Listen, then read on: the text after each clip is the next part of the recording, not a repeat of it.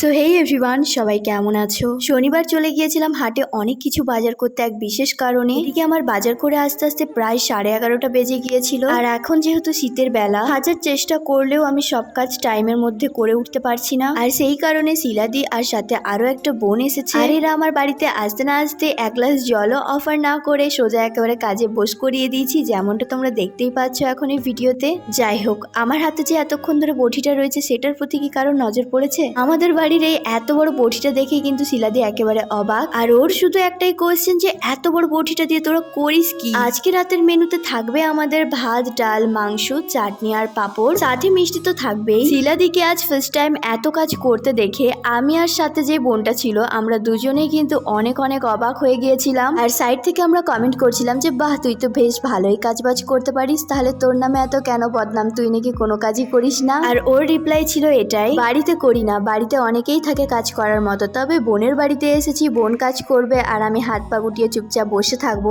এটা একটু খারাপই লাগে আমার কাছে। আর সেই কারণেই তাড়াতাড়ি চলে এসেছি সব কাজ এগিয়ে দেবো বলে। আর এদিকে ও টিউশনি পড়াতে যাওয়ারও টাইম হয়ে যাচ্ছিল। আর সিনু ভাবছে ওরা এখন চলে গেলে হয়তো ওরা আর সন্ধেবেলায় আসবে না, সেই কারণে ও কোনোভাবেই তাদেরকে যেতে দিতে চাইছিল না। আর আমাদের বাড়ির সৌন্দর্য কিন্তু আরো বাড়িয়ে দিয়েছে এই 3টে পাখি। ওহো, এতগুলো কথার মাঝখানে তো ভুলেই গিয়েছি তোমাদের আসল কথাটা বলার, যে আজ ঠিক কি স্পেশাল কারণে এত কিছু আয়োজন করছি আমরা। তো কারণটা হলো গিয়ে কিছুদিন আগেই ছিল ভাইফোঁটা। সেদিন তো ভাইদের জন্য সেরম স্পেশাল কিছু খাবার দাবারই বানানো হয়নি, যতটুকু জেঠিমা কাকিমারা করেছিল আর কি। আরো সেদিন না করার সব থেকে বড় কারণটা ছিল আমাদের আরো একটা দিদি আছে, সে প্রতি বছর ভাইফোঁটার দিনে ভাইদেরকে নিমন্ত্রণ করে আর তার বাড়িতেই ভালো কিছু খাবার দাবারের ব্যবস্থাও করে ভাইদের জন্য। আর সেই দিনই যদি আমরাও সব বোনেরা মিলে নিজেরা নিজেদের মতো আয়োজন করি, তাহলে ভাইরা যাবেটা কোথায়, খাবেটা কোথায়? আর ঠিক সেই কারণেই ভাইফোঁটার কিছুদিন পরে মানে শনিবারে ভাইদের জন্য কিছু স্পেশাল খাবার দাবারের আয়োজন করি। আর এত বড় বড় হাঁড়ি কড়াই তো আমি সবসময় তুলেই রাখি, আমাদের 3জনের ছোট সংসারে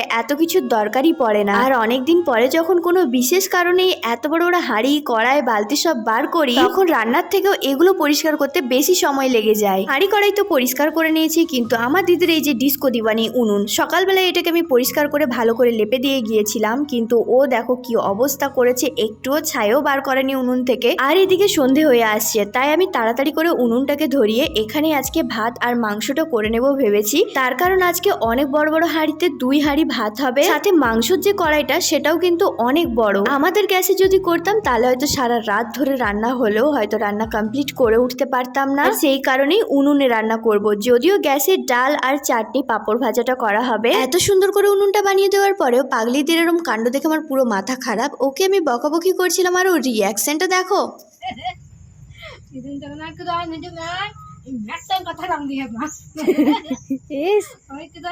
বাবা, অন্ধকার হয়ে আসছে, তোমাকে আর দেখা যায়নি, খালি তোমার দাঁত দেখা যাচ্ছে।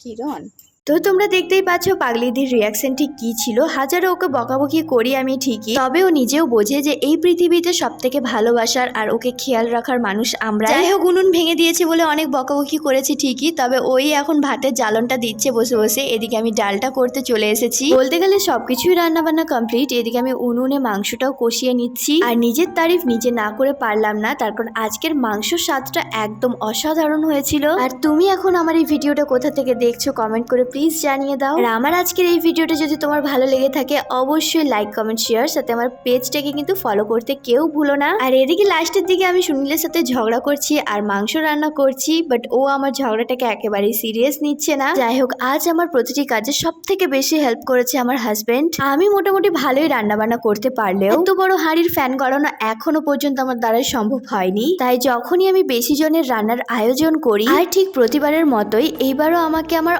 অনেক কাজে হেল্প করেছে। বাট এই ভিডিওটা এডিট করার সময় আমার প্রতিবারের মতো এইবারেও মনে পড়ছে না যে কি টপিক নিয়ে এসে আমি ঝগড়া করছিলাম। আর ঠিক এই কারণে আমার হাজবেন্ড কোনো সময় আমার ঝগড়াগুলোকে সিরিয়াস নেয় না। থাক, বরের গুণের গান আর অত বেশি করব না। আজকে কিন্তু আমি একটা অনেক সুন্দর শাড়ি গিফট পেয়েছি, যেটা তোমাদের সাথে শেয়ার করতে চলেছি নেক্সট ভিডিওতে। সবাই ভালো থেকো, সুস্থ থেকো, বাই বাই গাইস।